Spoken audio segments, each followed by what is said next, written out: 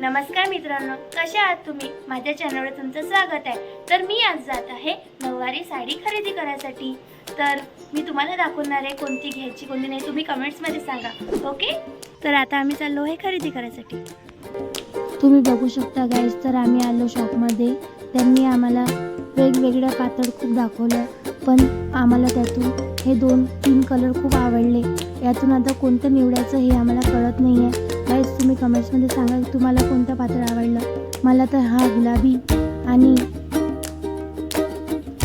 पिवळा कलर तर खूपच छान वाटत होता, पण गुलाबी आणि पिवळामधून कोणता निवडायचा हे आम्हाला कळतच नव्हतं। गाईज तुम्हाला कोणतं वाटते ते कमेंट्समध्ये सांगा।